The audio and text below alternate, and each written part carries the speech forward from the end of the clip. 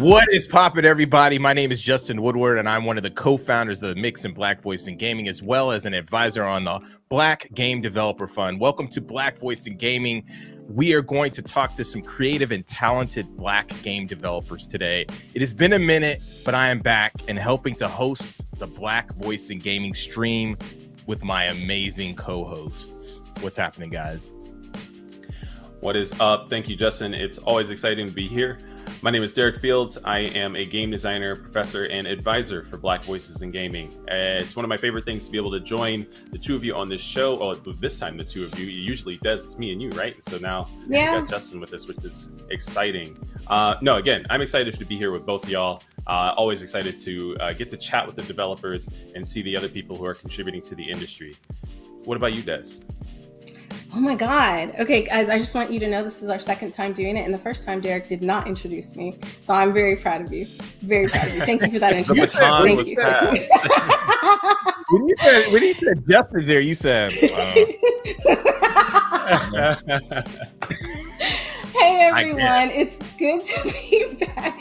It's good to be back and joined by some of my favorite people in the gaming space. My name is Destiny and I'm the creator of Dames for Games. I'm also the marketing manager at Freedom Games and one of the hosts at Level 1 Gaming on the 2XP podcast. I'm super excited to be here. If you can't tell, we have an amazing showcase for you.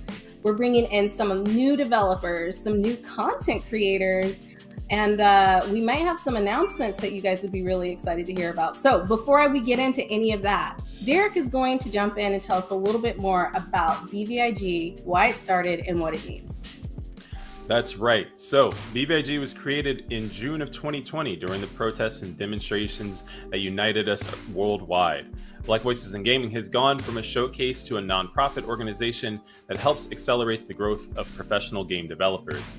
Now, you might be wondering, how do we do all of that? Well, our mission is to facilitate a space where game studio entrepreneurs can have access to funding, meet publishers, and connect with mentors to help them succeed.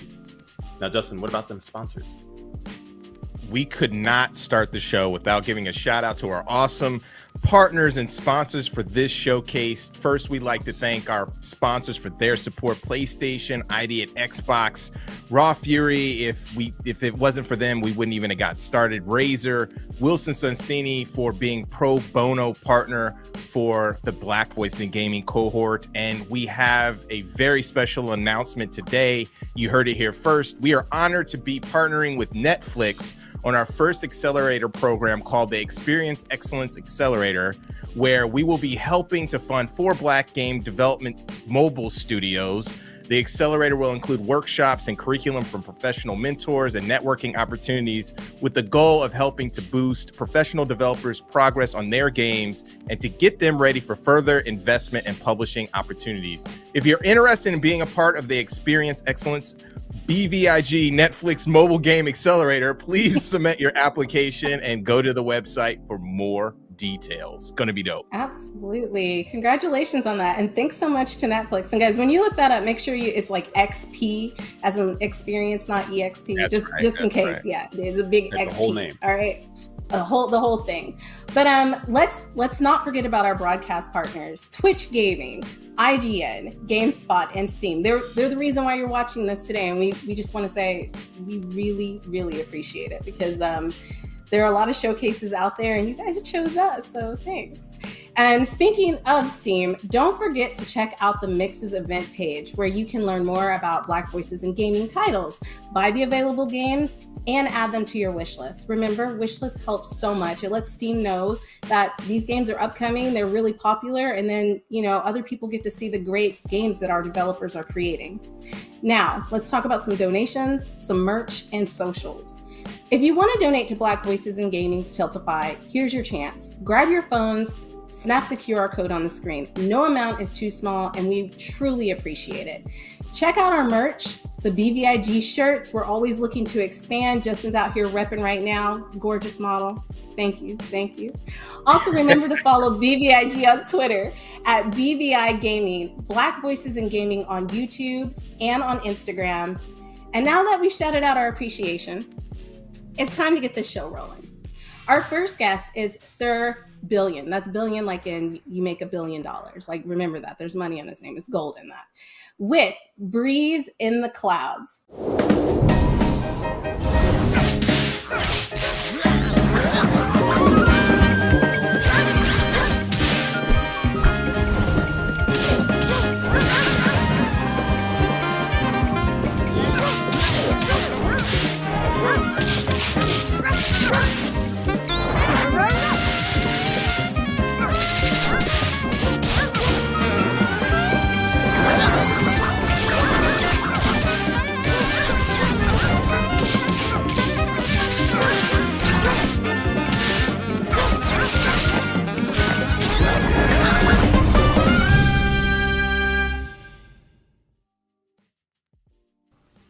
Oh my god, that was cute. Yeah, the become a storm in canine form really had me too. The little barks in the background, like I could hear him barking as he was like doing his moves. But listen, the music threw me back to like Cowboy Bebop style. Like I was jamming as I was listening. You know what I mean? Like that jazzy kind of like upbeat. Like, no, that was sick. That was very sick. Oh yeah, but, that's that throw hands jazz. You know, that's what. Thank you, throw hands jazz. No, that was perfect. But we're gonna jump right into the interview with the amazing developer behind this game, Sir Billion. What is up? Are you with us? Come on through. I am here. What's up? Hey, like the shirt. Oh, yeah, well, Mark. No, it's a pleasure to meet you. Thank you for taking some time out. I know it's like very, very busy right now, Summer Games Fest, and you're developing a game. But could you tell us a little bit about yourself, kind of like what got you started and the inspiration behind, you know, Puppies Kicking Butt? Puppies Kicking Butt, I love that. Yeah, so Breeze is probably my first project of this scale. It kind of started off as a really like a opportunity to learn how to get into game development, kind of fresh out of college. I've done a lot of like game jams and smaller games before just to kind of test the waters of what it's like. And then one day I was actually daydreaming on a bus ride home, and this random idea came up where it was just like, hey, what if like this small dog is stuck trying to fix the weather on this broken cloud or something like that, right? And then eventually it kind of expanded into, you know, what it is now, this large 2D hand-drawn game where you're a corgi, you know, beating stuff up in the clouds. I love corgis. Okay, is there a reason why you picked a corgi in particular? Or is it just because they're cute and they have big booties? Like they have big ears too. But yeah, no, I thought it would be cute to find like a cool but small dog to kind of feature as the protagonist. And we actually had a bit of trouble starting off because we weren't sure if he was going to be on 2s or 4s. And I was a little bit of a mediocre artist back then, and so he was coming out looking like a fox for a very long time. So eventually, once I got a few artists on board, we got Breeze to look more like a corgi. So he's super cute. Like I love him. I'm a big fan. And we've just jumped into the game. So like Derek's got the 1s and 2s on this. I'm super excited because you guys know what it's like when I play a video game. But can you tell us a little bit about like the design? Like, so you talked about the corgi and like why you wanted to get a cute little dog, which he definitely looks like a main character. Like you guys did incredible on that. But like when it comes to like yeah. When it comes to the style of game, did you always know it was going to be a bit of like a fighter, side scroller, kind of like platforming type? Is that what you wanted to go for? So originally when we started it out, it was actually a 3D platformer at first. Kind of just had like the generic 3D platformer stuff where it was just jumping on stuff, collecting coins. And then we added in the brawling just to kind of give Breeze some type of combat aspect, but it wasn't really mature back then. Then eventually I started really thinking about what a lot of my references are based off of, and it was stuff like Sonic the Hedgehog and Crash Bandicoot, a little bit of Mega Man, and a lot of like Saturday morning cartoons. And so I think it was around 2015, I sat down and said, hey, why don't we just make Breeze like a 2D cartoon kind of game? And so from there we started really trying to develop Breeze and a lot of the other characters to feel more like Saturday morning cartoon characters. Just, you know, some inspirations from like Sonic and Crash Bandicoot and stuff like that. Just having all the characters look really appealing. and exists in this cartoon-like world. Yeah, no, it totally works. I'm getting like Chip and Dale, I'm getting DuckTales, I'm getting this is like a show that you would watch on Disney with a big bowl of cereal. It was called and the One cereal Second. has him on the Mascots box. Yeah, like you could see this turning into a series. You should think about that. Definitely, because I think it would work. It's so cute. So I'm gonna throw it to Derek because he's in here and he's like throwing some combos and like giving them what for. Derek, how does the gameplay feel? You know, my favorite part about playing this right now is that the combat feels snappy and responsive to every bit of input that I'm, throwing at the main character right now. And so I think my first question was, what was it like with you and your team just balancing out the feel of this game? Definitely was a chore. So since Breeze kind of mixes in several different genres, we've got like the platforming aspects. We've got some inputs that are very similar to games like Smash Brothers. But then we also drew a lot of inspiration from fighting games like, I always like to say Marvel vs. Capcom 2, and a lot of the faster anime fighters. So finding a way to, make all of that work, being able to feel like you could do cool, flashy, fast stuff. It took a while to really kind of like nail that out. Even with like getting a lot of the enemy characters as well as the boss characters developed, there was a lot of back and forth between, hey, this guy's strong and this guy's weak. So we did a lot of like, internal playtesting to get the AI to feel like it's, challenging to a certain degree, but not too challenging to where like, we're not calling it puppy souls. That's where we were joking about within our team. Like we had it at a point where like everyone but me was struggling. So puppy souls it was called. This is good. I see. I can tell that like he's on a train that's not in the U.S. because like dude is just minding his own business. Like he's sleeping through all of this. You know what I mean? If it was in the U.S., people would have already had out their cameras. World star. Yeah, so definitely not Marta. The character's so iconic though. Like I really feel like, I don't know how to explain this, but he seems like a franchise starter. Do you know what I mean? Like you have Mario, who's a franchise, like Sonic, and so like, was there a lot of thought put into that, or was it just kind of like, I just want a really cute character who's going to kick butt, or were you thinking about future plans with him? It was kind of a future thought of like, let's make Breeze look, very iconic the way that, when Mario and Sonic came out, their designs really shine. So, pretty deliberate on that front. We just wanted to make him seem like a really strong character that could stand out. I mean, he does. He really does. Now, if people wanted to wishlist the game, please tell me that you have a Steam page up. We do. We actually launched a Steam page, I think about 2 weeks ago. Excellent.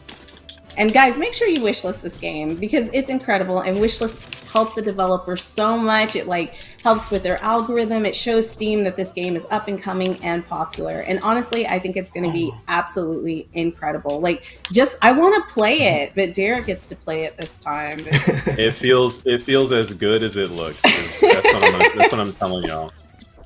Yep, I'd be jealous too if I didn't have the controller in hand. See, I am jealous. Not that any of the other games I haven't played were great, but like I can tell, like I'm a button smasher, and I could tell I could probably do some damage just smashing some buttons going through this game. You know what I mean? Facts. Because I'm so terrible at remembering combos, and on that, do you have to remember any kind of like complicated combos to like really get far in the game, or can a button smasher like me like still enjoy it? Yeah, so we have one button that's literally just attack, and then we've got another button that is like a special attack. So it's interesting. I got into a lot of fighting games while developing Breeze, because I always enjoy like watching tournaments and stuff, and I was always really bad at inputting quarter circles and stuff like that. Definitely had to learn to kind of understand it, but I wanted to simplify that for Breeze, in that like there are a couple of like advanced things that you could do, but it doesn't require like a a crazy amount of combo input sequences that you have to remember. So I appreciate that so much. Like I really do. Is there a demo up for the game right now?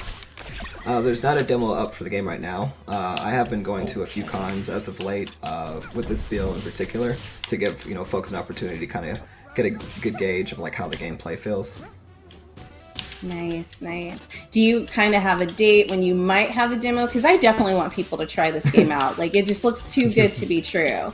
I mean, if you can't tell us that information, it's okay. You know, you can tell me after the show. Yeah, no, but no if plans you could, right now, unfortunately. Okay. Guys, at some point there will be like a demo, I'm sure. Yeah, just let this is so good. Eric let you play. We have to throw attention to the comic book panels. You know, it looks so great. The art style is just consistent through from gameplay to cutscenes. I'm already hooked. I'm gonna try and beat this whole game. You better have enough levels here today because I'm just gonna keep going until there's I want to nothing play left. after Derek plays. Now, before we jump to the end to get your socials so everybody can follow you, I know that you've worked with Humble Bundle and you've had some work with the Black Game Developer Fund. Can you tell us a little bit how that got started, how you got in contact with people? I want to know. I want to know all the details. Okay, yeah, so funny enough, Justin hit me up on Twitter many summers ago to kind of, inform me about the Black Game Developer Fund. Then from there, we moved on to actually building out a prototype using those funds that we showed off to Humble. And they loved it so much, they ended up signing with us. Nice. So Humble's your publisher now. Yep. That's what's up. Justin out here That's big connecting news. people. and that's, I mean, like, that's what you do. Like, that's what Black Voices and Gaming is all about, is setting people up to succeed. And so you're another success story. So it's great having you on and talking about how all of that came together. Now, if people want to find out more about you, keep up to date with the game and what you're doing, can you drop your socials for us? For sure. Yeah, we've got our main website, breezethegame.com. We also have a Twitter account. That one's @breezegame. That's where I do a lot of my announcements, and I probably meme too much on Twitter, but if you enjoy that kind of stuff, you'll get it from there. You can't meme too much. There's no That's what it's I for. might go overboard on April Fool sometimes. He was like, we have the games coming out. It's April 1st. Everybody get excited. Don't trust Did you do any that? For information real? on that day. That was terrible. I've made like 3 or 4 different versions of the game, if you will. One of them might have been a little bit too believable.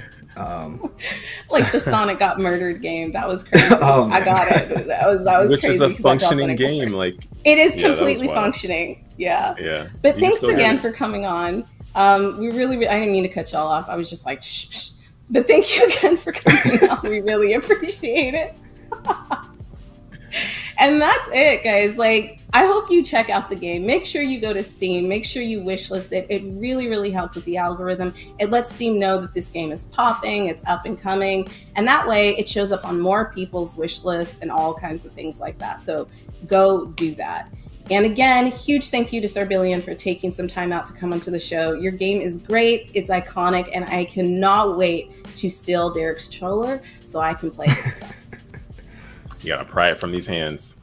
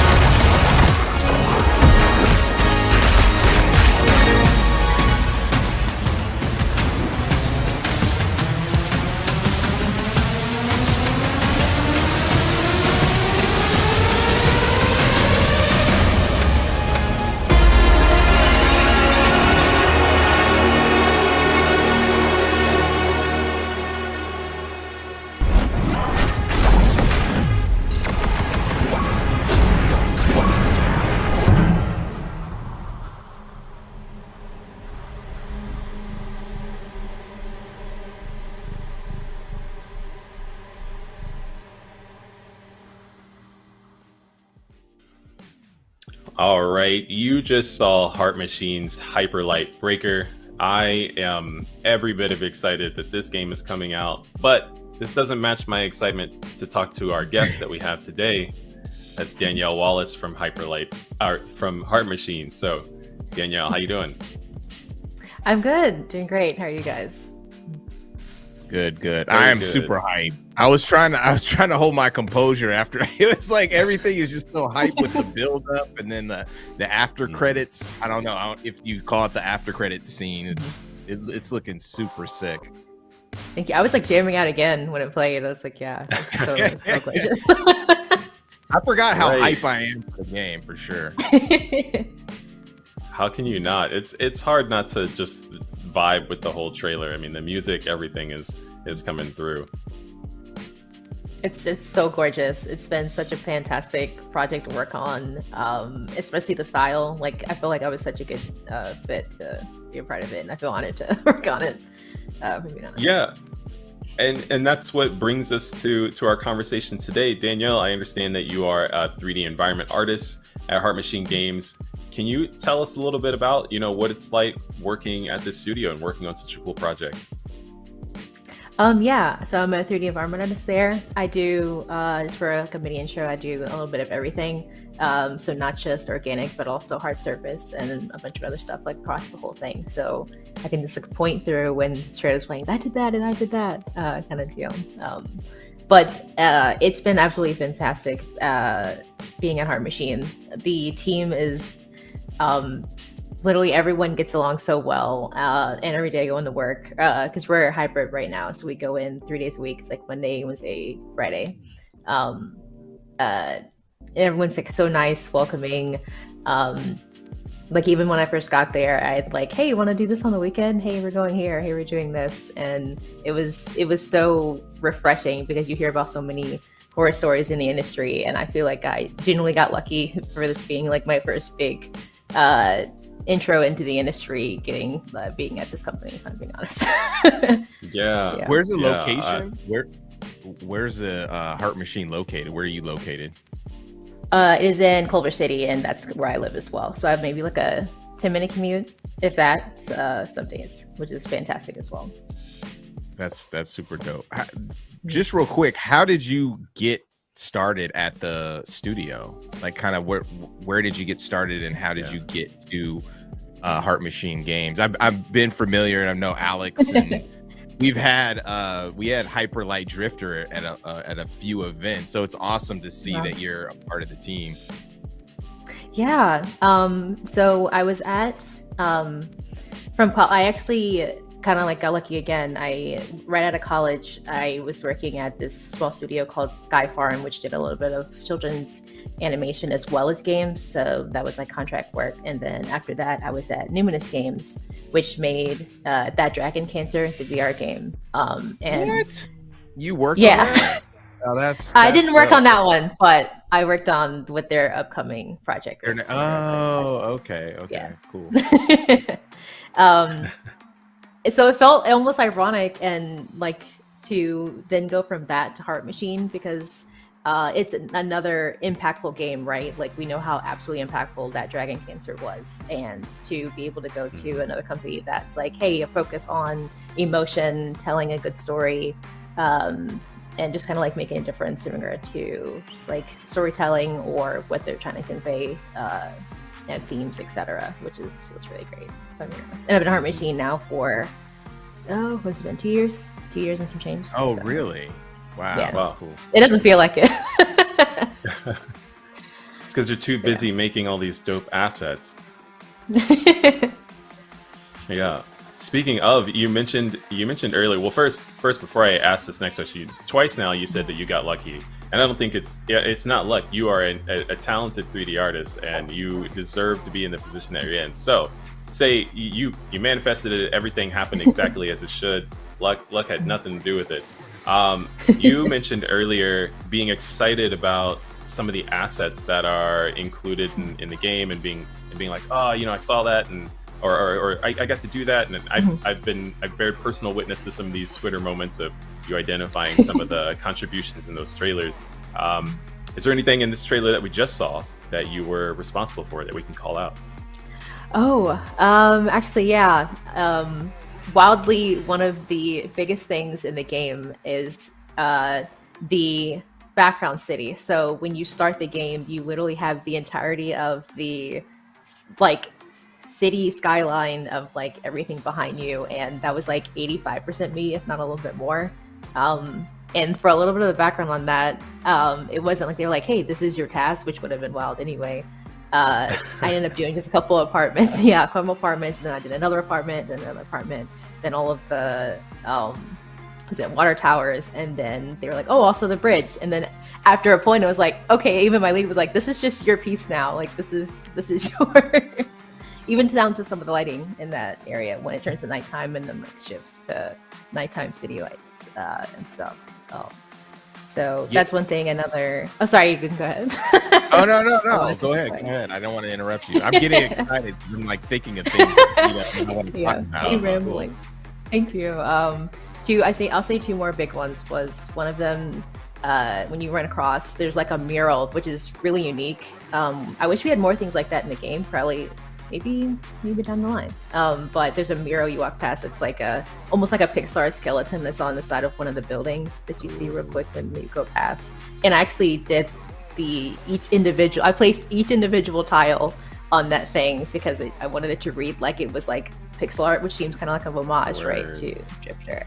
Cool. So yeah, that felt like I felt honored to do that one as well, if I'm being honest. And another big one is the Titan swords. No matter like where you are in the game, you can always see one because they are like bigger than skyscrapers, if I'm being honest. Because they are, no matter where you are, you could see like the huge, like the lore of Titan swords being like left there and from the Titans there. So that was also an honor to work on because that's also one of the bigger pieces in Drifter as well. Yeah, that's cool. Incredible.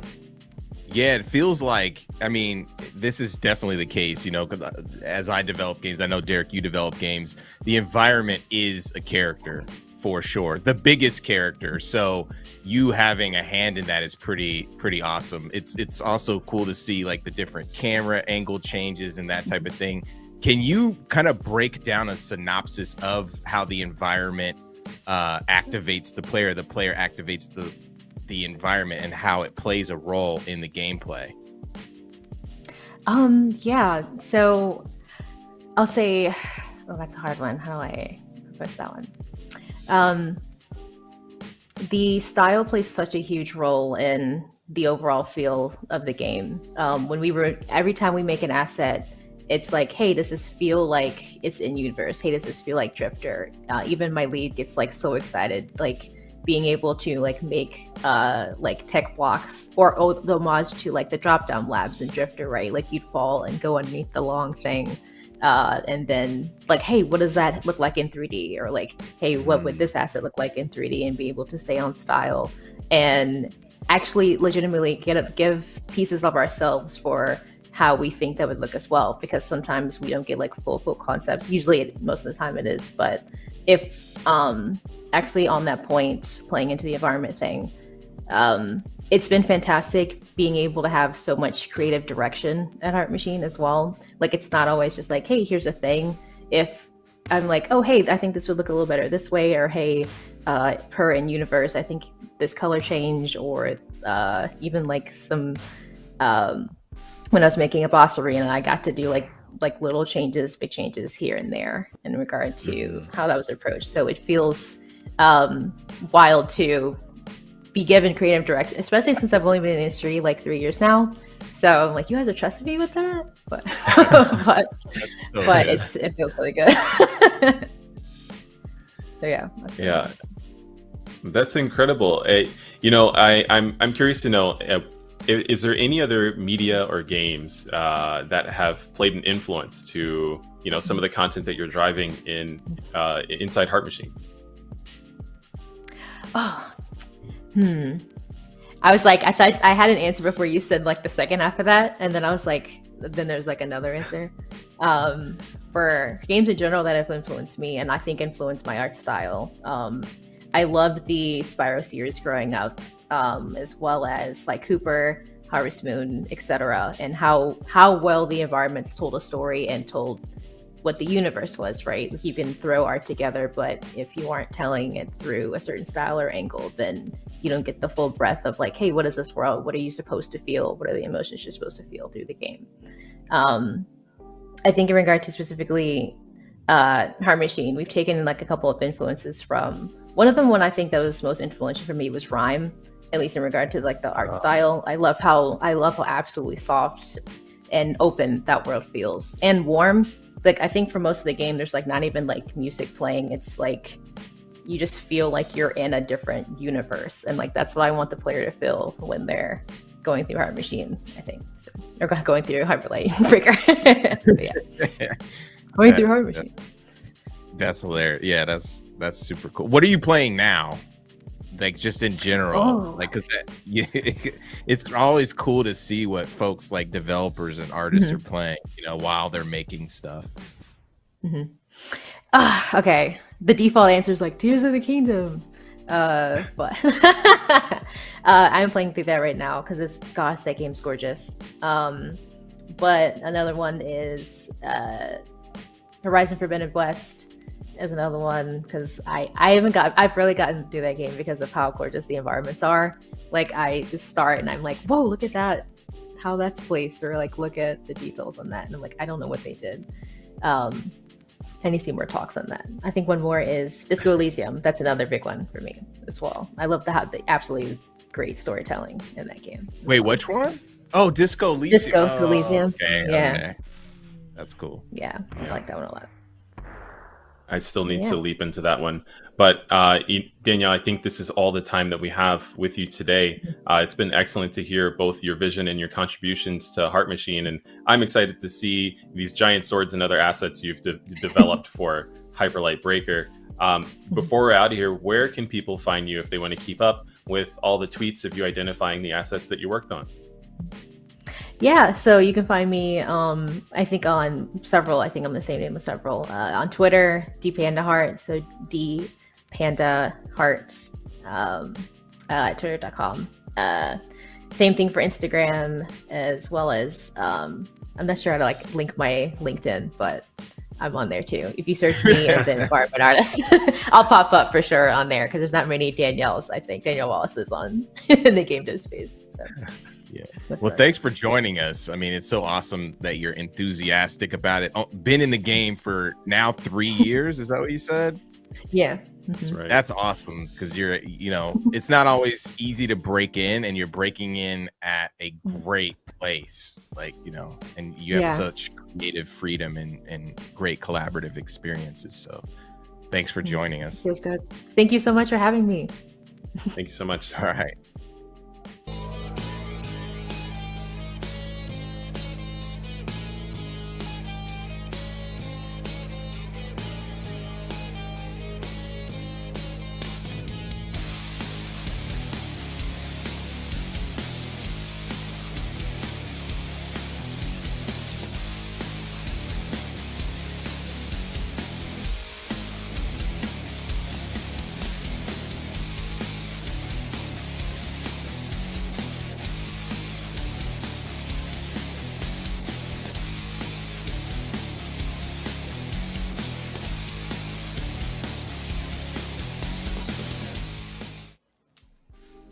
That is Roller Girl. It looks super dope, and we're here with Indigo Doyle. What is up, Indigo? Hey, not much. Thank you for having me. I'm excited to be here and talk about the game. Yeah, thanks for joining us. No, fire away. It's all you. Okay. Yeah. So, yeah, thanks for joining us. The game looks really interesting. I've never seen anything like it, really. It looks very serene and like an interesting narrative experience. Can you tell us a little bit about Roller Girl? Yeah, for sure. Thank you. I'm glad that it's coming across as that because that's what I really want people to see. So, yeah, it's very much a relaxing game of taking your time, not having a ton of time constraints or things that you have to complete. I kind of always say that it's like a game of side quests because whenever I play a long game, I don't even do the main quest half the time, right? So I really enjoy that. And it's also heavily based on my childhood growing up in a small city where I would rollerblade like everywhere. So it's really exciting to sort of put myself into a game and see my experiences come to life and watch other people sort of play them and relate to them as well, which is it's been really awesome. How did you get started in game development and get started with this particular game? So I got started in game development when I went to school back in 2013. I didn't really have any idea what I wanted to do other than I liked drawing, so it was like maybe concept art. But then once I started doing concept art, I realized that I didn't like it, and I started learning 3D for the first time, and I was like immediately obsessed. And so from there, I started practicing, building up a portfolio. And after several years of kind of doing it on the side and working in a different field, I finally decided to just take the plunge during the pandemic, actually, and go out into doing freelance full time. And then from there, I kind of started thinking about what kind of games I would like to make myself. And I was like, people say write what you know. So I feel like develop what you know kind of works a little bit too. Yeah. And I just wanted to make kind of just a little proof of concept for this game, and then it kind of just grew from there, and people really like the idea of the whole premise and everything, and especially the way that the music affects the game. So it's just been a really exciting journey from there. It looks super cool. Derek is driving right now. Can you talk That's right. a little bit about what's going on with the game and the narrative of the story? Yeah, for sure. So within the game, the main character is Naomi. She's based off of me, and so she's mainly rollerblading around this small little town. Everyone around is kind of like a quirky local small town person with entertaining personalities and like quirky little stories. And so she has recently been gifted this car that has a bit of work that needs to be done to it, so she can't drive it. So she's rollerblading around, asking people, "Hey, do you have any jobs I can do so I can make some money and fix up this car?" Which I came up with the idea because that actually kind of happened to me a little bit. I had purchased my first car. I was so excited. I saved up so much money, and it was like a nice, like kind of sports car. Not really. Wait, but what kind car of. was it? I have to Okay, ask. so it's not What a car? sports car because now that you've asked, it's gonna be embarrassing because it's not actually a sports car, but compared to Put you on what blast, you know what I mean? compared to what other people were buying at my age, I was like, this is like a sporty car. It was like a Tiburon, like a Hyundai Tiburon from Okay. like 2004. So it was like kind Nice, of curvy. nice. Everyone was buying like a Pontiac Sunfire, and I was like, I'm gonna be different, and I'm gonna get this blue Tiburon. So yeah, I bought that, and it had like crack in the windshield. It was missing spark plugs. I couldn't drive it, and everyone was mocking me. They were like, "You have a car, but you can't drive it." Like, haha. Oh. And I was like, just like sad for like 6 to 8 months trying to save up money to fix it. So I really liked putting that idea into the game of like, you have this, but you can't use it. And I still loved rollerblading around when I had the car. So it's kind of just combining two of those things. Did I you really see. do? I'm just curious. Did you do odd jobs to get the money, or was it? Not really. Not specifically odd jobs. I did have a paper route for 6 years, so that's where this quest that you're doing right now kind of comes Okay. into play. And there was a lot of like, if you had a paper route and you had to take the weekend off, you had to find someone to cover for you, which is basically what the character just did. He was like, I want to go somewhere, do my papers for me, and you're like, well, I could use the money. So why not? But yeah, I actually had like a part-time job at the movie theater, so I didn't do odd jobs, but I probably would have if needed. Can you tell us a little bit about the playlist system? Because it's very unique. I mean, just looking at like checking out the trailer, you go into that. Can you talk about that system and where you're going with it? Yeah, for sure.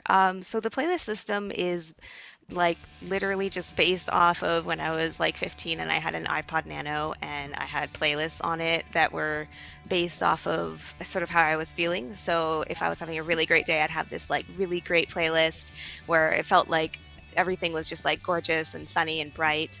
And then if I was having a bad day, I'd have sort of the opposite where it's very like moody and like sad. And I feel like as a teenager, everything is kind of like really dramatic. So if you're having a bad day and you're listening to that song, the world around you kind of feels like, oh, like everything is like shrinking in on me and I'm like alone. And if you're having a great day, then it's kind of like the sun shining, you're walking on sunshine type of thing. So that's what we're implementing here, of having the music not only change the visuals, but also affect the narrative and what things are available to you depending on that state as well. So can you like collect other like songs that like boost up your playlist? I'm super curious about this. Yes, so we actually can. There is a couple of pickups placed around the world that you can grab, and they'll unlock new music for your playlist. Nice.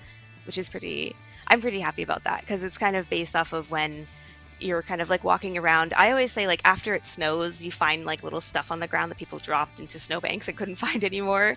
So it's kind of based off of that. If you find an item, the song that's linked to it is kind of related to that item and tells a bit of a story about like who dropped it or what that item meant to that person.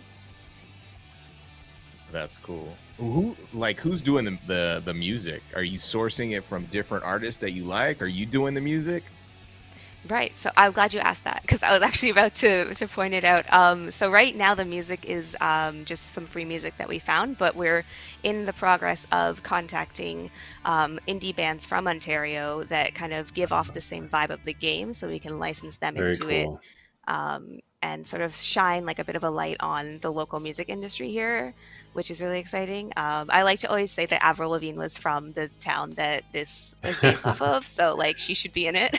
But yeah, it's, Yes. We're planning on getting some local artists into the game for sure.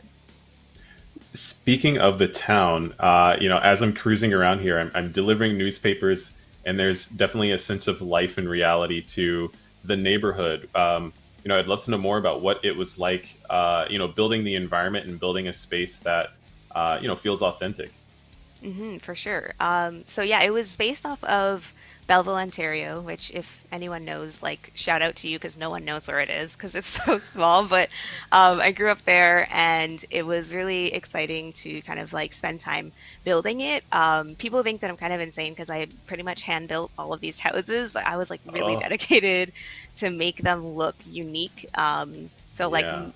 Majority of the houses should look different. Like I'll tell you a secret, there are a lot of the same house, but they do have like aspects that are different, different materials, different props outside, but the bases are pretty much the same. But there are a couple of houses that are like very specifically built to look exactly the same as the house in real life, because I got really obsessed. Making props and environments is my like main focus. So I really had a good time making all of these assets, and it's been really interesting to sort of like see the town sort of like become itself, and then watching other people go through it. They don't really have the same sort of like memories of the area as me, so it's interesting to see what they interpret it as, because to me, I'm like, yeah, that's Albert Street, that's totally chill, and they're like, I don't know where I am, and I'm like, oh, I guess not everyone grew up there. This dude is trying to like climb trees with rollerblades. I'm amazed. I need to. I need to. I will do whatever it takes to deliver these papers. Let me tell you. Oh my gosh, we actually have a bit of a glitch where if you jump on certain things near trees, you could kind of glitch the collision and jump into the tree. But I will leave that to the imagination. If you want to try it, you can.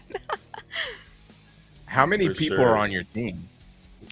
So right now, I'm just I keep losing track because in my head it's like 5, but I think it's, so we're 4 right now. Sorry. There's a lot of moving people, but yeah, there's 4 of us right now. That's awesome. Oh, nice. Where are you at in development?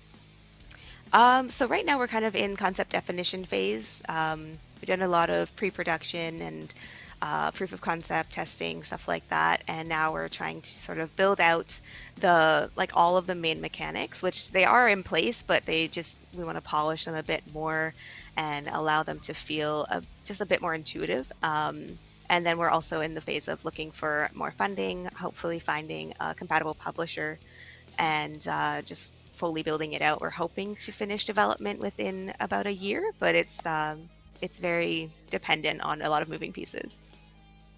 Yeah. I was about to ask. Go ahead, Derek. No, just tacking on a sort of a wrapping question here, but building this sort of slice of life game, was there anything that you wanted to include, but you were like, this one's not going to make it into the project, maybe next one? There's a lot of little features. I have feature creep every day where I really want to add in putting in tricks or putting in a customization system, having unlockable areas, kind of like Tony Hawk. Yeah, there's a lot of little things. So it's kind of hard to not put them in, just because of budget and timing. I always say that if the budget was endless, we would never finish this game because there's so many things I want to add into it. But yeah, I'm happy with how it's going though. Sorry? Can you sketch? No, we decided not to put cars in the game just because the vibe is very relaxed, and even in the city that it's from, there's not that much traffic. You could lay in the middle of the road and probably not get hit for at least 20 minutes. It's perfect for skating. Yes, exactly. Yeah, the game looks Cool. super dope. Thank you. Thanks for sharing it with us. Where can we find? I know the demo is on itch, right? Do you have a Steam page set up and everything? So right now we don't have a Steam page, but we will hopefully be announcing a Steam page in the next month or so. Okay, you got to get that mug up so we can promote your Steam page and get you some wish list ASAP. Yes, Mhm. for sure. For sure. So where can we find more about you, the development of Roller Girl, and everything that you're working on? So the best place would be on Twitter right now, which is at Roller Girl Game on Twitter. We do also have an Instagram and a Discord, which is all linked on the Twitter bio. And we also have a newsletter that we send out every month, so people can join that as well. And yeah, we're pretty much everywhere on socials as Roller Girl Game. And then I guess for me personally, it's my name, Indigo Doyle, on Twitter. That's my main source of social media for the moment. Sure. Well, thank you so much for joining us. Everybody check out Roller Girl, get the demo. And we got to talk about some funding opportunities potentially. I know I'm putting you on blast again, but yeah, we got to connect on that. For sure. I'll take it. Yeah, for sure. Thank you so much. Awesome. Thank you. Great. Thank you. All right. Well, we have another special guest with us today. That is Lisette Titre Montgomery. Lisette, how are you doing? I'm doing great. How are you doing? I am doing excellent. I'm really excited to hear about all the things that you're up to, some of the stirrings that are happening. Of course, those details we'll dig into very shortly. But if you just give a little bit of background about yourself and what you're up to these days. Hi. Welcome everyone to the stream. My name is Lisette Titre Montgomery, and I've been making games for, it's been 22 years now. I've done everything from mobile to PC to a lot of time in AAA. And my last project was Psychonauts 2, and now I'm currently starting my own studio called Cornerstone Interactive, working on really focused, mature, narrative-driven games. That's so dope. I'm Yes, excited. yes. I love those type of games. And kudos to you for being in the industry for this long, because I know you have to pay your dues or whatever, and sometimes it can be very toxic, but you stuck with it, and it's incredible to see that you've worked on other people's dreams, and now you have your studio and you're working on what you want to work on and putting out. So congratulations on that. When I get older, I want to be just like you. So I want to grow up to be just like you. I'm not that old, but yes. Right. I was like, wait, what are you saying? It's not saying that you're older. It's just saying that, like, I want to be at that level that you're at. That's what I want. Well, thank you. Hey, Just throw giving me you under a the hard, bus already. just giving you a hard time right out the gate, man.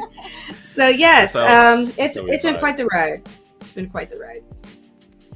Yeah, it's true. You know, you've been doing great things and are continuing to do great things in the industry. You know, I think a highlight of wanting to talk to you today, it certainly centers around you know, what's cooking you know, with Cornerstone Interactive. But before we get there, it would be really excellent to hear, you know, about some of that history. You mentioned Psychonauts and some other spaces that you've been involved in as well. Could you expand on some of that? Yes, like it's been a long journey. In the last 10 years, I've been really focused on advocacy work. I think throughout my career, especially coming up, I noticed that I was often the one of two on the floor, you know, and everyone knew who I was, but I didn't know who everyone else was because of that. And so for me, I sort of really turned into like, what can I do? How can I share my knowledge to change that? And so for the last 10 years, I've been working on Game Heads, which is a nonprofit here in Oakland, where we take students from 18 to 24, and we teach them how to make video games, from their first video game to how many other prototypes they want to develop with us.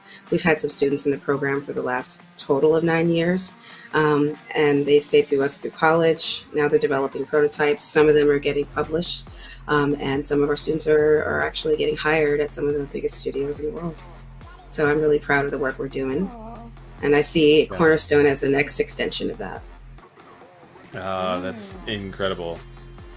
That is really, really cool. So my question is, like, I love that you're doing advocacy and that you're helping like younger people come up into like this industry, because we are trying to build a foundation. That is what Black Voices in Gaming is about. What is some advice that you would give to, I'm going to take it from like a feminine point of view, because I'm also in the game industry, and like you said, there's only so many of us, right? What kind of advice would you give to a young Black girl who is excited about gaming, loves gaming, but like just doesn't feel like she fits? Like, what kind of motivational thing would you say to her? I would say don't focus on what you see, focus on what you can create. I think there's a huge opportunity to create content for, when I say a mature audience, I mean emotionally mature audience, not just an X-rated and violent mature audience. Right. And I think there's a major distinction there. And I think that comes with creating content specifically for new demographics. We've been hyper focused on what I would consider a niche, if you look at the total global population of who gamers are. And there hasn't been a lot of effort in really appealing to, one, older gamers, more gamers of color, more players who are not necessarily interested in like adversarial sort of games, but collaborative games. And so I would say focus on what you want to play and the games you want to make, instead of regurgitating the same stuff we've made, because that's not going to get anyone anywhere. I mean, there are people who own that space. You're better off like reinventing and finding and creating through your own voice. I love that. That's sound advice. So if you're listening out there, this goes for anyone actually who's listening today and who wants to get into the gaming field, like I think it's best when you tell stories that you know, and then you're able to form them and mold them into something that like, it's just something beautiful about storytelling. So do what you know. And if you do what you know, I guarantee you'll find somebody who will pick up on it and love it. And I feel like that's basically what you're saying. So thank you for that. Yep. Yeah, that resonates in a really big way. A part of the work that you've been doing in Game Heads and the value that's been creating there, you're identifying, the folks who have been going on and creating prototypes and so on. How are any of these people, starting to find their way as potential contributors to Cornerstone, or do you find yourself, seeking to continue to collaborate with any of those individuals that you've mentored or supported? Well, I think for me, Cornerstone is sort of what we consider like the next phase. And so it is a separate entity for me from Gameheads that is purely focused on people who are 18 to 24. But Cornerstone is a business. So we are going to be a premier gaming studio. So we'll be hiring people from Gameheads, hopefully. But in the short term, what we're going to be looking for is more senior talent to help build the structure of the studio before we start bringing in people who are new. But the whole goal is that the whole arc of the company, as we develop, more and more hits, so we can do like hackathon or sort of game jam culture within the studio as well, so that anyone can bring a pitch forward. So that's the long-term goal. Is we are creating a safe, fun, like creative play space for people who haven't been catered to before, and I want to see what kind of stories and opportunities come from creating that space. I'm really excited about that. Yeah, that's wonderful. I have one other follow-up question relating to, kind of making these transitions and developing a new space. As somebody who too is in a state of developing a new studio, or expanding some developments at a studio, for those developers out there, those people who are interested in some of the more entrepreneurial side of games, any advice that you might give to somebody who is breaking out a little differently, maybe not seeking to work for their favorite company or work for a new company, but saying, I want to make something of my own? I would say the best thing you could do is get to an MVP as quickly as possible. It's a lot of people just sit in the ideation phase and they think about all the aspects of the game and their every little nuance, but there's like nothing on the controller to play. So you're really you could be really stuck in this thought space, but the proof is in the pudding, and that pudding is what happens on the screen. So the quicker you can get to a minimal viable product and have something to play, the quicker you could build pipelines to iterate so that you can get to good faster, the better off you'll be. And don't get stuck so much in the conceptual phase that you're just kind of lost in the world you built for yourself and you can't get out. Yeah, that's excellent advice. Yeah, especially because I feel like a lot of people, when they start making games, your game's going to change. Like the idea, the story, you might have a core idea, but there are so many changes that are going to happen. Get that light outline and then just start working, just start doing it. That's what I've been hearing from a lot of developers and a lot of people at studios. Just do it, just make it happen. And I know that's easier said than done, but we have Lizette's here, she did it. Derek's here, he did it. You know what I mean? Everybody who's been here has at some point had to start with an idea, and it's blossomed into something incredible. I had a question. So I know you were talking about the age range from 18 to 24. Is there any specific reason why you picked that age range and it doesn't move on, any older or any younger? What is it about that age range that you were like, these are the kids and the adults that I want to focus on? A bit of a correction. It's 14 to 24, but a lot of our students are 18 to 24. Oh, okay. Well, I think one of two things, especially the high school student range, we sort of target that range because it's kind of a last hurdle to get students into STEM before they get into college. So ideally, we would like to get them exposed to these concepts as quickly as possible, get them making their first game as quickly as possible, because the longer they're exposed to these concepts, the more knowledge they will gain over time. And so that gives them a leg up on someone who's just starting right in college. Plus, it gives them something to show when they're applying to schools. So they can say, oh, I've made a prototype, I'm serious about this, rather than saying, I think this would be a great idea, but not really having a strong understanding. So for us, it's trying to capture them while they are a captive audience. I think most teenagers play games now, especially since the pandemic, since it was really their only social outlet that was accessible to them. So what you're really seeing now is a new Generation Alpha is completely online. 100% almost play games unless their parents don't let them, and they're still being indoctrinated into these toxic cultures, right? Yeah. So what we want is for our students to really think about themselves as game creators, not just consumers, and what kind of games that they want to create for themselves, not the reflection of what has been given to them. I love that. And okay, we're running close on like the end of time, but I know it's in Oakland, but do you guys have any plans of expanding to other areas? Or is this just like, I really wanted to focus on where I live and help my community?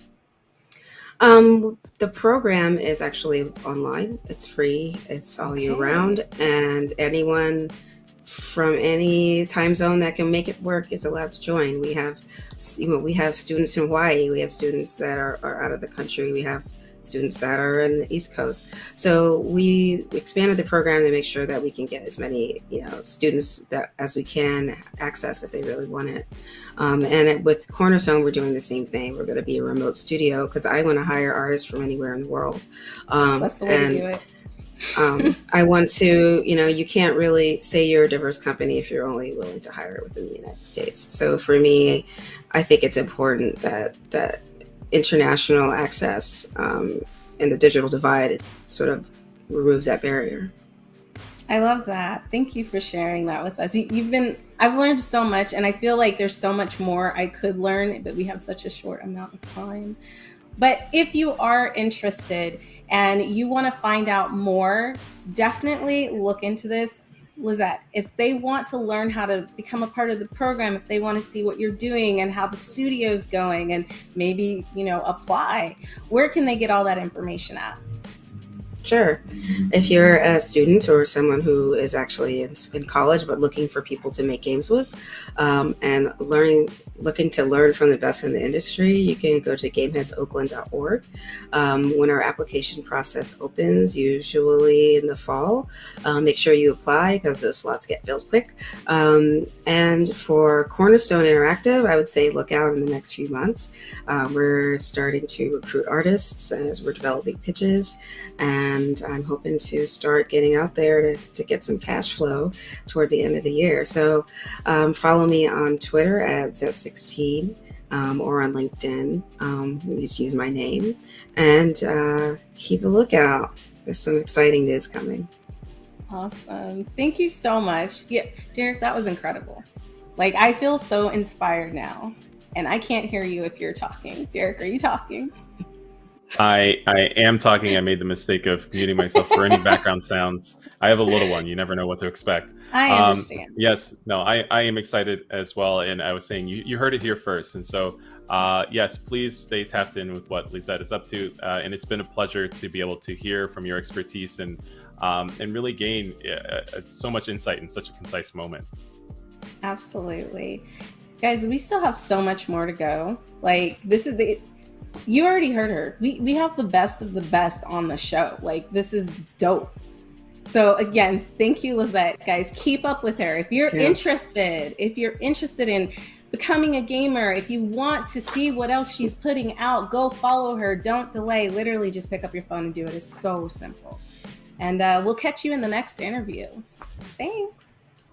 Hey everybody, welcome back. I'm super excited because we have something a little different this time. Like, I know we always talk about games and developers, which is definitely dope, but we are going to bring on two creators of a blurred box. I know you guys have heard of subscription boxes before, but this one is incredible. And I would go into detail about it, but I'm going to let them explain how they came together, what inspired them to do it, and we may have a partnership or something going on that we'll talk about a little later.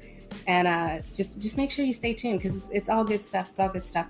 So Hanif and Kay, are you there? Are you with us?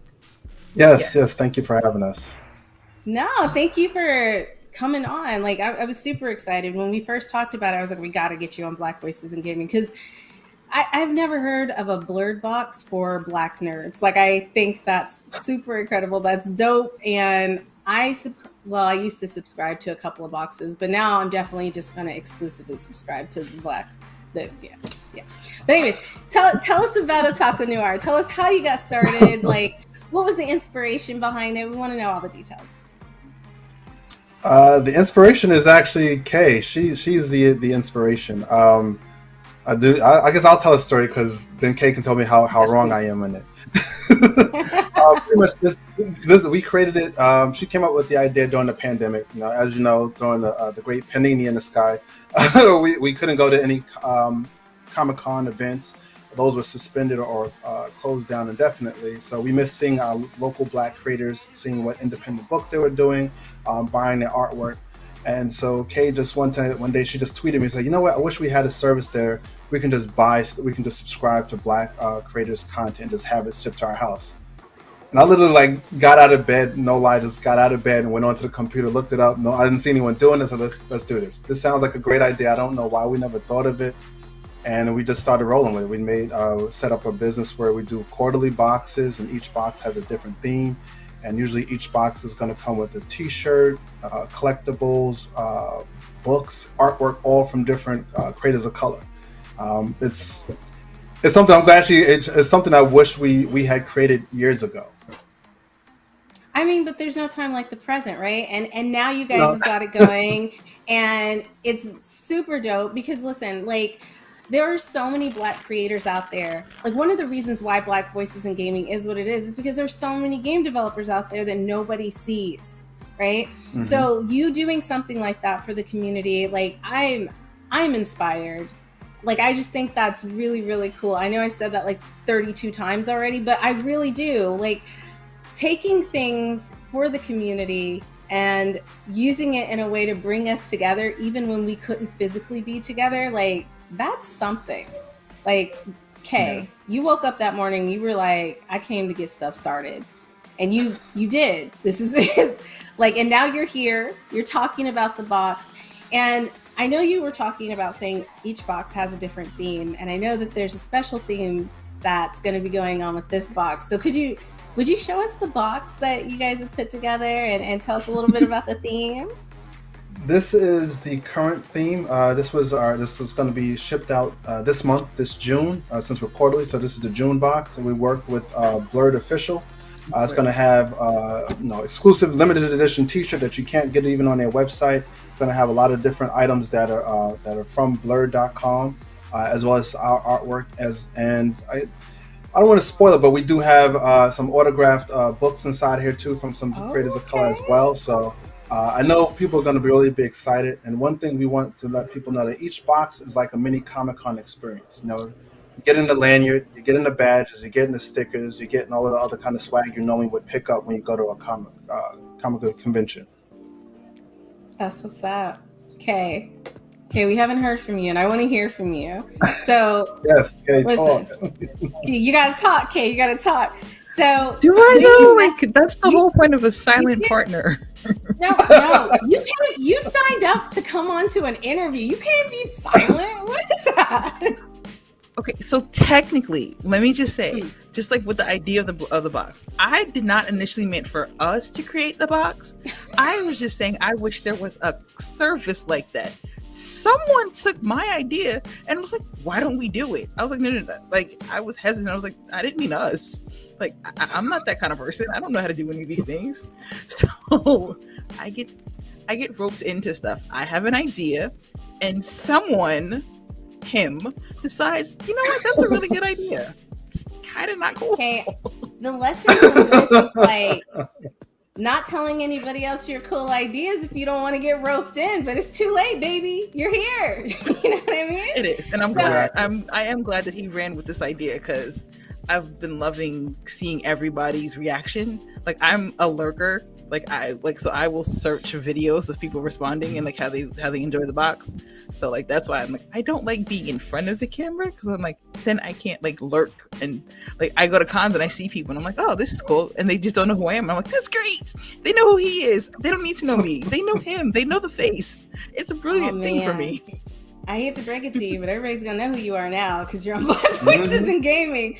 But listen, I'm really like, let me just tell you how important it is that you are on here, because there are so many spaces that are just full of men that it's really nice to see a woman in this space, regardless if like you don't want to be on it. Like, after this, I promise we won't bring you back if you don't want to come back, but if you want to come back, we'll bring you back.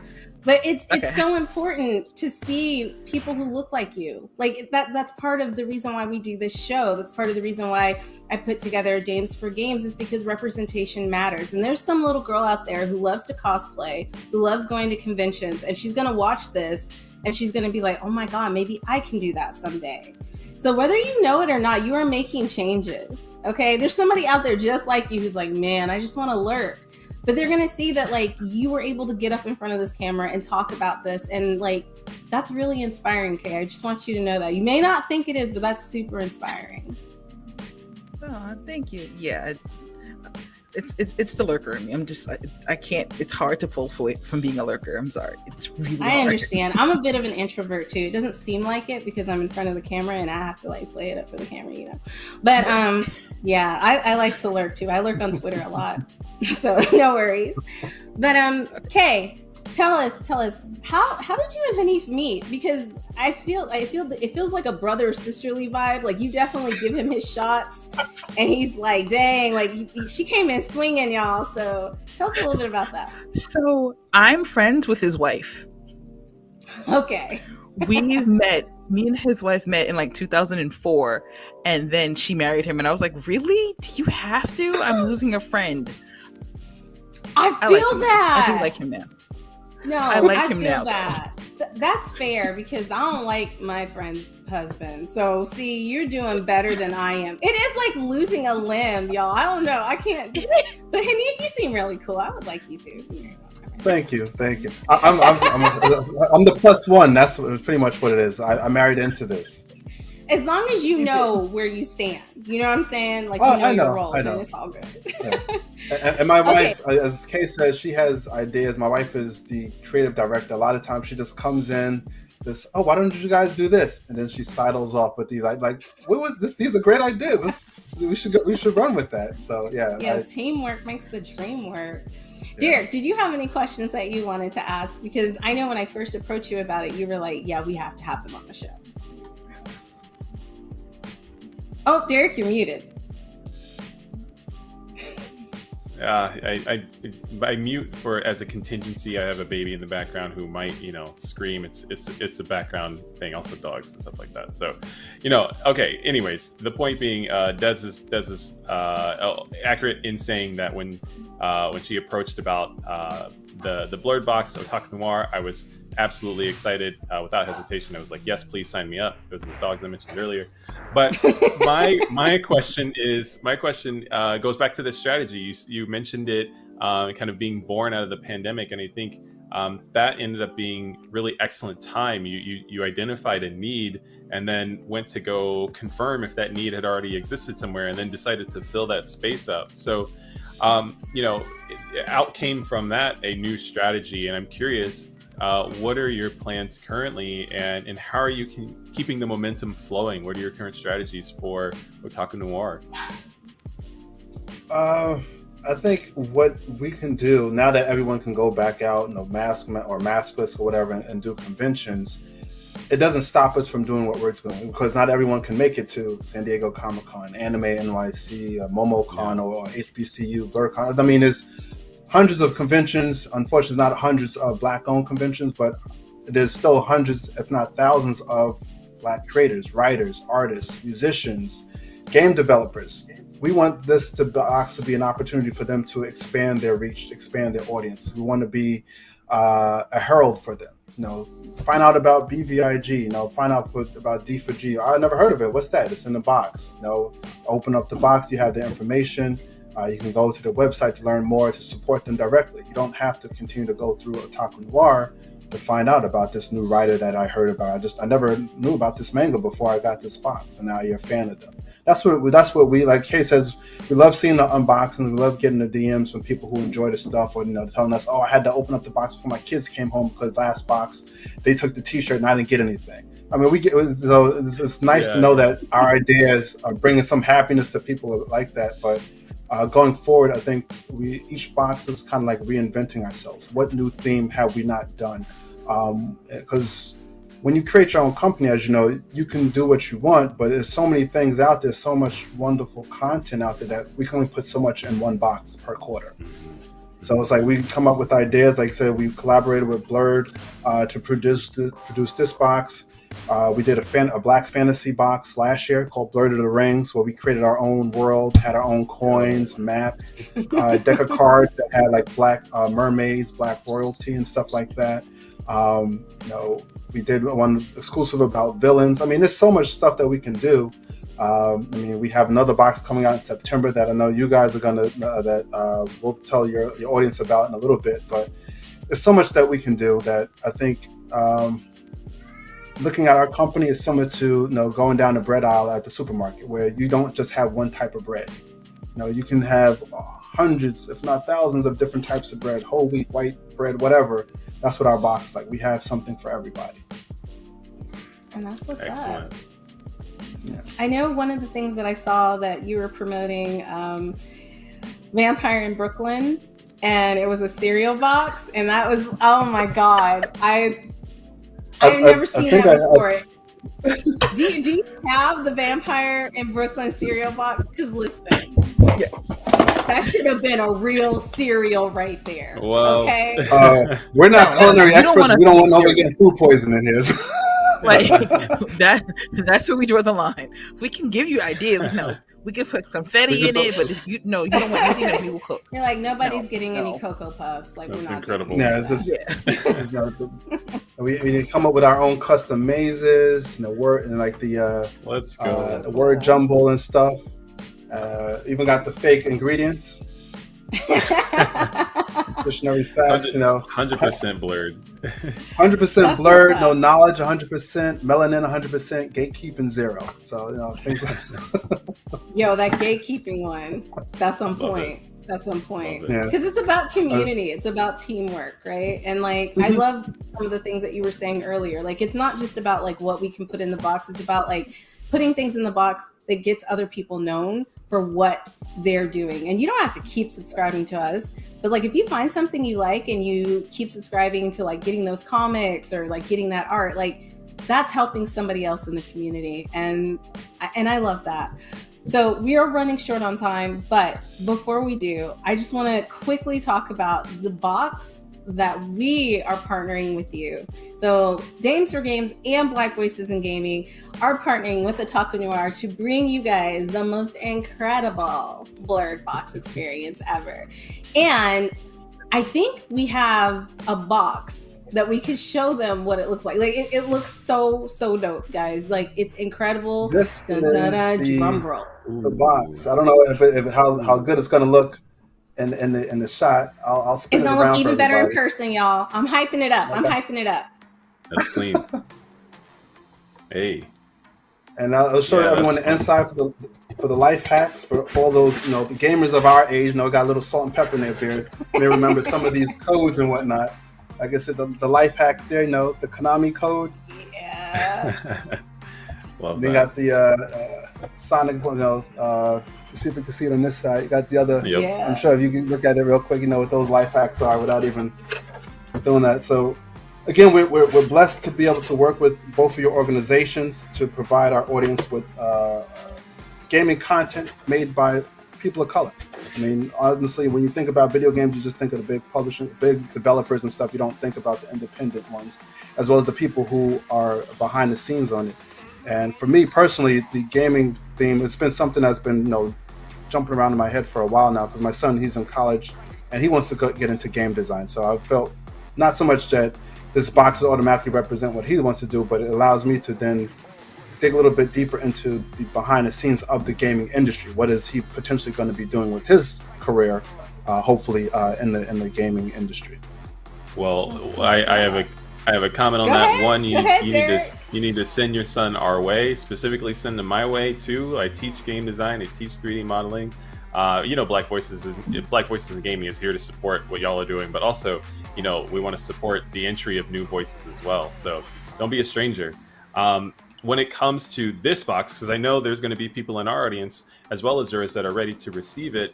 For those who are just hearing about it for the first time, where can we find out where to subscribe? Where can we prepare our hands for the receipt of this upcoming game box? If you go to otakunoir.com, it might be easier to see it this way. Just otakunoir.com, all one word. You can go online now to purchase the box. It is $60. But we also have the Affirm option, I believe, so that we can, if you want to, break it down into installment payments. But this box doesn't ship until September, so you have until August 28th to place your order. As time proceeds, we will let people know a little bit more of what's going to go in the box. We have a lot of great things in store for you.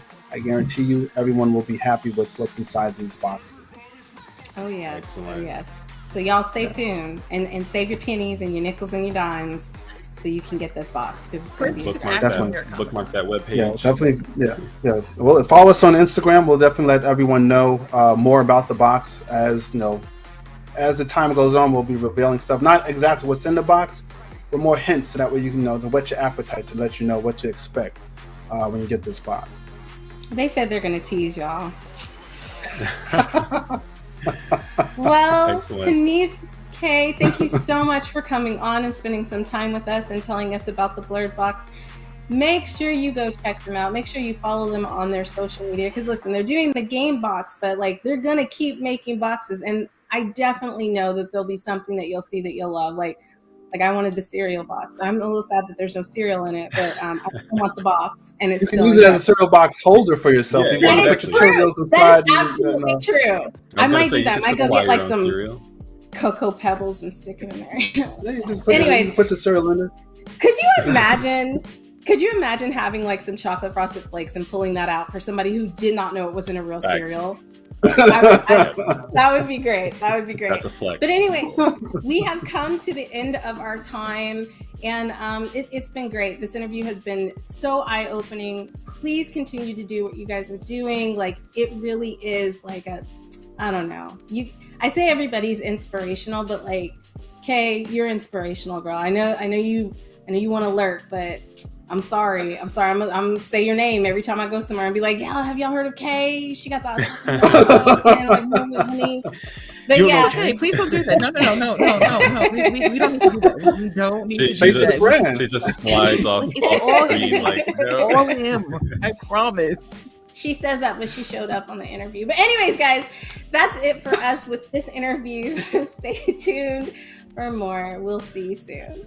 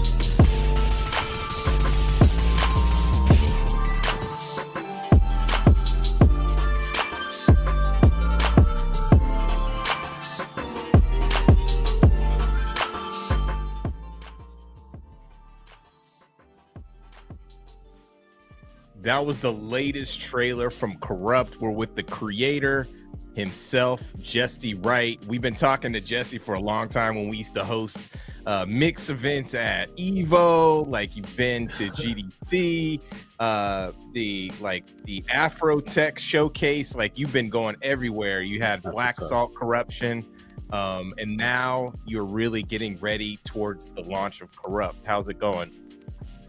Man, it's been a crazy journey so far, but it's been an exciting kind of road developing Corrupt, and yeah, starting with like Black Salt Corruption and transitioning into Corrupt, and then kind of getting it where it is now. It's been an exciting process for sure. And hey, shout out to you guys for sure. Like seeing everything from being at mix events and stuff a couple years back and seeing how everything has progressed now. It's like shout out to you for that. It's been really awesome seeing this platform grow. Yeah, for Absolutely. I think it's been. I've had a chance to check out Black Salt Corruption. That's actually where my knowledge about this game really came into place. And so when I heard about Corrupt, I was like, wait a minute, I know something's changed. And so I would love to hear about how you came up with the name, a little bit of the background in it, and just your relationship to fighting games. Yeah, so kind of going with Black Salt Corruption.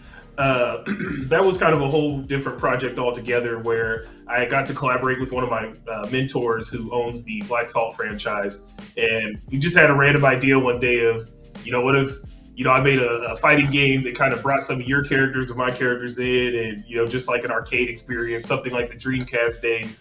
And that's kind of where Black Salt Corruption was created, and then kind of going from there. I think we did, just Steam Early Access, and then we had started working on trying to get it on the Switch, but then COVID had happened, and it was so crazy, like getting through lot check and stuff like that. So in the background, I had always been working on Corrupt. That was like, again, Black Salt Corruption was bringing together his property and mine. And so Corrupt was that's been my baby since I was in like high school. I've been writing about gambling. So being able to finally have the opportunity now to bring this story and make a game around it and everything has been like super awesome. And then going to what I've been with the fighting game community and genre, like I've been competing online in tournaments for so long, and been fortunate to hit some leaderboards and stuff to where I've made a lot of friends that are in the fighting game community, and I go to a lot of those events as well. So naturally kind of wanting to make a fighting game and playing and consuming a lot of the fighting games that are out on the market, it's just kind of always been what I love and wanted to do. So yeah. So the game has progressed over the last few years. You worked with a few other publishers to help you get to where you're at now. Can you tell us about the progress that you've made up to this point and kind of where you're working on the release for the game? Yeah, so I've worked with a couple different publishers now, getting to this point, and really what it's been is, a fighting game is such a niche genre where publishers, they get excited about it, but then it's like, when we actually sit down and try to come up with a plan on how we're going to market it and roll things out, that's when it kind of is like, okay, we don't know if we're the right fit for this project. And so it's never been any like bad blood or any horrible situations or anything like that. It's just been more like, okay, this isn't the right fit for us, but hey, we'll help you, along the road or whatever. And like the progress I've made so far is also just being able to build my team up a lot stronger, where before it started with blueprints that I made, and I am no programmer by any means or anything. So putting together blueprints and just having something functional at one point was super exciting. And then some of the people that I actually met in the Unreal forums that I started working with and kind of slowly building a team. But then more recently, there's a development group that they've been making some different fan fighting games that have done like a pretty big splash where the fighting game community went crazy over. But we kind of teamed up and had talked about working together a lot in the past, and then finally kind of took that step once I started working with a new publisher, and now things have just been progressing well, and we can finally see that light at the end of the tunnel. Definitely will be content complete. Now we can see those dates and those milestones and things. So as far as the release window, no hard release date just yet, but we definitely are moving towards it now finally. Yeah. So you talked about building your team, and I'm curious, what about building your community? Fighting games have a specific resonance with the Black community. We all play fighting games here. We're looking forward to fighting games on the way. I'm looking forward to Corrupt. How do you get your community charged for a title like this? Yeah, so it's been a while since I've shown any gameplay or anything on Corrupt, because it was kind of at that point where I noticed I had dropped some gameplay and would get like a really big response, but then it's like I'm showing them exactly like what we just got to that day. So I'm like super excited about it. Like, oh man, let me get this out here. Then it goes crazy. And then it's like, I don't really have much to show, like a couple weeks later. So it was like, let me build this up. Let me actually, work with some fighting game community members, let them test the demos out, different builds and stuff that we've had. And so that's really been how I've done it, is just kind of having builds that I'll let fighting game players like kind of get their hands on and do some testing, and, get different feedback from them. And yeah, just kind of working with them, but kind of been quietly doing that so far. But now to try to let people know that we actually are kind of back on track with everything It's like getting these hype trailers out, trying to show people like the different characters, kind of reintroducing the ones they've seen with the new mechanics and everything in place, and then start showing all the different characters they haven't seen. And, you know, hopefully we'll build it that way. And again, just, you got to give people access. You got to put the controller in their hand with a fighting game to really get that feedback. So getting to that as soon as possible, and then kind of going from there with more trailers. Last time I checked out the game, it felt really good. I mean, you've been shooting me over builds every once in a while when you feel it, right? I just want you to tell the audience, like, this is like the new like season of fighting games coming out. We got Tekken 8 coming out. We got Street Fighter 6 dropping actually in the, you know, right now. So yeah, I was saying like tonight, tomorrow, right? So, can you explain like how it differentiates itself like from other fighters in its genre, so people could kind of know what they're kind of getting into? Yeah, so Corrupt is a 1v1 hyper fighter. So it has like things like super jumps, you know, air combos, air juggling, and different things like that. You know, there's a lot of really there's a lot of defensive mechanics, but because the characters all have like these crazy movesets, so every character feels like dramatically broken. But because there's so much defensive options and things like that, you're able to like, no one's more broken than the other, right? So it's just been kind of exciting building from that. And, you know, seeing all the new fighting games that are coming out, it's been super hyped because now people are talking about fighting games, you know, so it's going to get a lot of people actually trying different stuff out. And when they're like, you know, they jump into a legacy title like a Street Fighter or a Mortal Kombat and realize what legacy is, right? They jump online, you know, they might still have that taste for a fighting game, and that's where Corrupt will be there, you know. So I think, yeah, that's really the biggest thing that'll differentiate it, though, is just that fast-paced hyper fighter. Word. Do you have a favorite character? I don't know if I should say that, right? Like all of them are my favorite. But, right. But definitely, I would say I find myself trying out the character named Destroy, the one with the mask. Kind of leaned a lot on that character. I like his moveset. I have a brief follow-up, and I want to toss it back to you, Justin. If there's not a favorite character, I would love to know what influenced, you know, some of the art direction for the game. So that was definitely from just people in my life. You know, like Gatling was actually kind of modeled after how I envisioned my brother growing up. You know, I'm the little brother. So I put a lot of those qualities and stuff into Gatling. And then like with the character Beretta, that was based off one of my sisters. And, you know, so I put a lot of that kind of into characters, and yeah, just based off people I know and like real life experiences. That's love. Yeah, that's super good. I think that's kind of a common theme around the developers that we've been speaking with today. They put a lot of personal influence and their culture and life into the characters that they're creating and the worlds they're building. Can you talk a little bit about, because you kind of briefly described how you started making these characters when you're very young, how that process has been evolving them from being, you know what I mean, being a youngster, now being in the game industry and then building characters out. How has that progression been? Yeah, it's been really crazy. You know, seeing like, I can't really draw that well, but going from the sketches that I first had of the characters and like the different artists that I've worked with getting to now, it's definitely been crazy working with like a bunch of different illustrators and character designers that would bring a lot of like, they're like, I read what you have about him and I see this design, you know, what if we do this? And, you know, just being open to making sure the characters, it's like I had this vision for Corrupt and these characters basically as being something like, I love the Final Fantasy and the Tales of and like JRPG genre. And it was really like, man, you know, it'd be dope to have a black lead character in a Final Fantasy type game. And so that's kind of where the direction came from with a lot of the characters is I kind of want this Final Fantasy futuristic type aesthetic. you know, but having more diverse characters in it, just more representative of, you know, what my life looks like.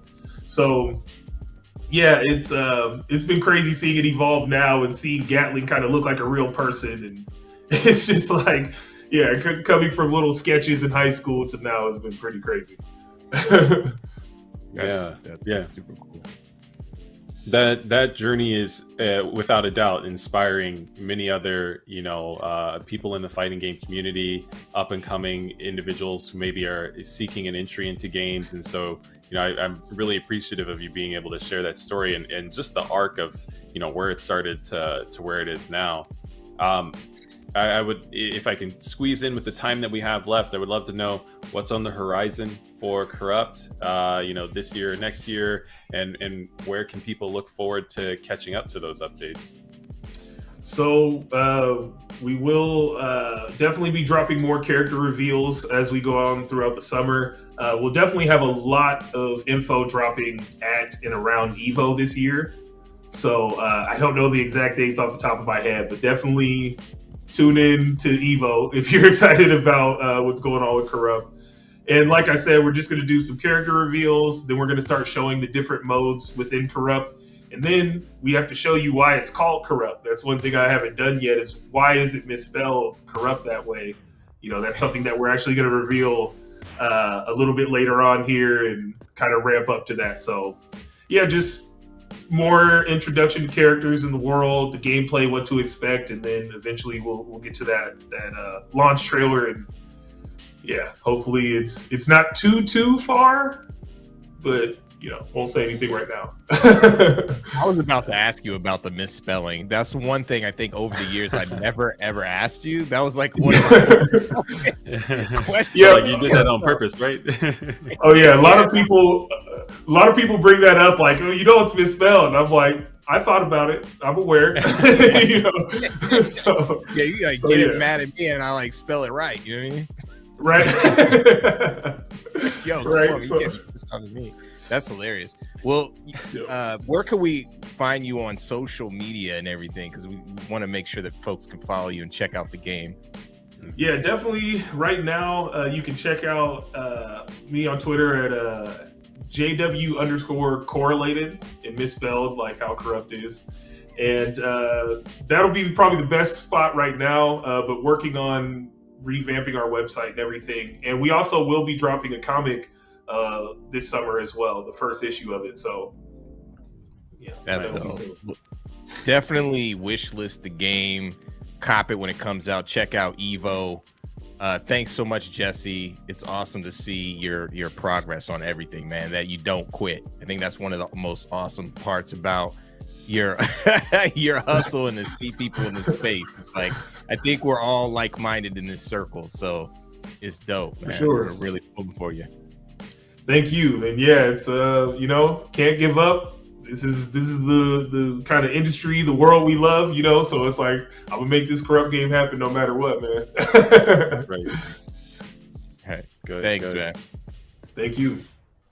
That was so dope. Now we're back at it. The Triforce is back. It was like 2 off every it was like 2 offs every time. We never got to interview. You know what I mean? I know. Right. Next time For sure. I mean, what was some of your favorite stuff that you were able to communicate with the devs about? I think having Lizette come on and seeing someone like another Black woman being in that place and starting a studio was really, really cool. And I think like her talking about like being in rooms and seeing like where you might be one, like the only person there or just one of two was really important, because I think that's what I'm experiencing in the game industry, where it's just me and I'm looking for other people who look like me and who have like worked that hard. So that was really cool. But then again, all of our guests were really, really dope. Like they all brought something incredible to the showcase, as they always do. Past guests as well. Derek, what did you think? What was your favorite moment? It's hard to have a favorite moment. I always enjoy getting to celebrate like the diversity in both games and content that gets brought to the show. And so, you know, there's something special about everybody who had something to talk about. I really enjoyed getting to check out Breeze in the Clouds. Really enjoyed getting to chat with Jesse about a Corrupt and seeing where games are intersecting in different mediums. And speaking of different mediums, you know, the Otaku Noir box, you know, was also really good to chat with them. Yeah, that was really cool. Awesome. And Justin, just so you know, like you should tell everybody. Everybody needs to go and try to win one of these gaming boxes because we're gonna have some merch in it. Right. Black Voices in Gaming is putting some merch in this box. Dames for Games is putting some merch in the box. You don't want to miss out on this one. You really don't. Because like you already see there's gonna be some dope stuff coming through. Yeah, I'll tell you mine. I'm mad biased though. I'm not gonna be playing the diplomatic game in this piece. Come on. Like, no. I really like you're right. All of them were dope. I really liked Indigo because I remember when I was a younger developer, and then she's got that energy to really bring herself and her life to her game.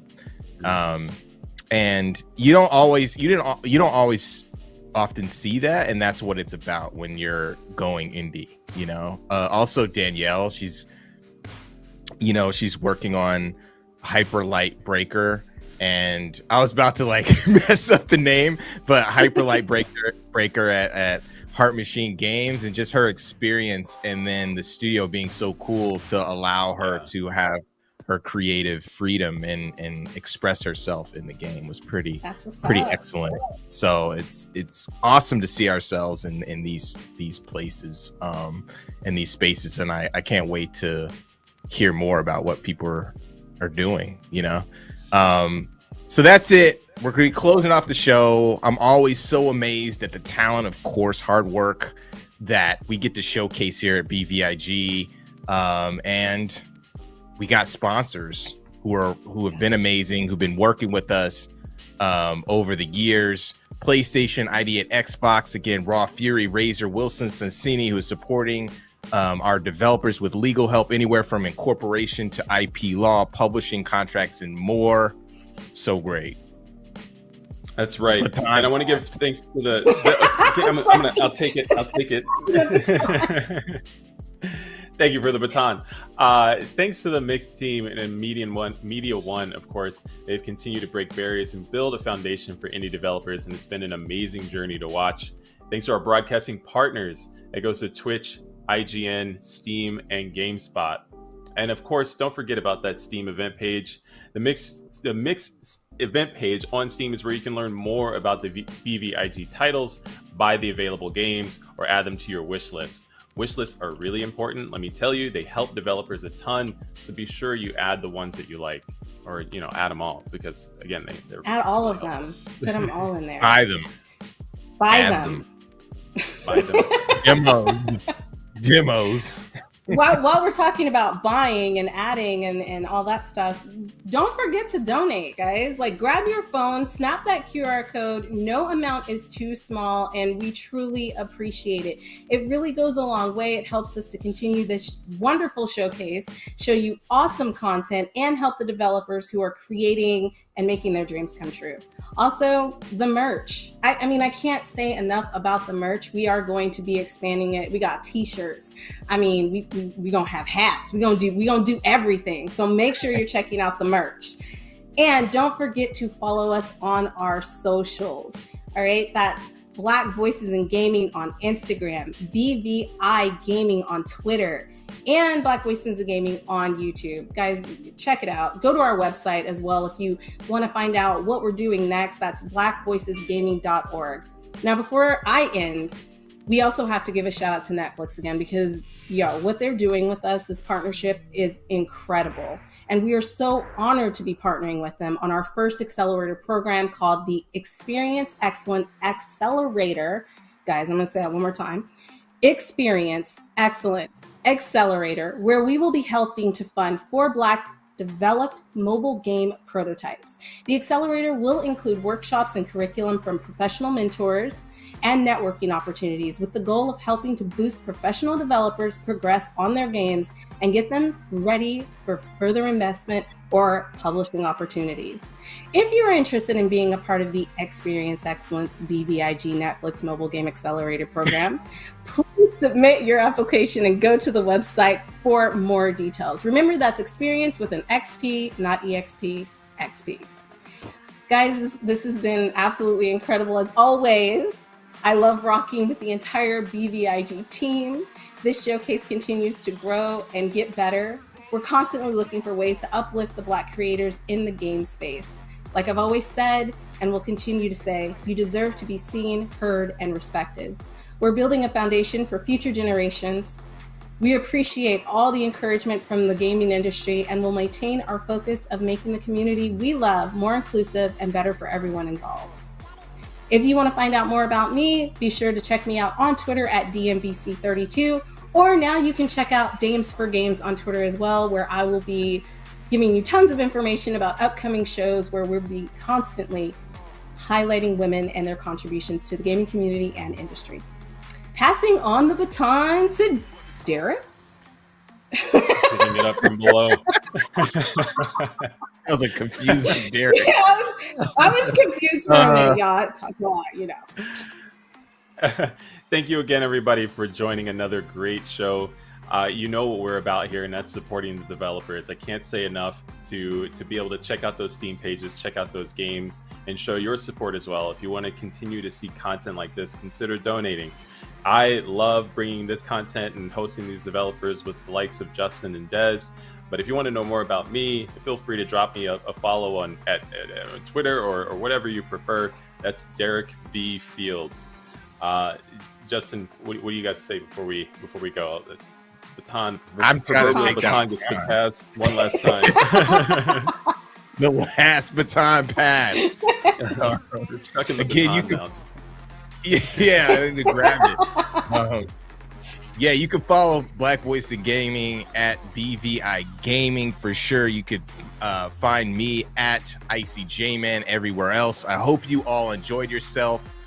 Thanks for rocking with us. Thanks to devs, all our sponsors. We had a blast introducing you to some new games, developers, and the people making moves in the industry by doing their own thing. I'm your host, Justin Woodward. See you soon. Peace.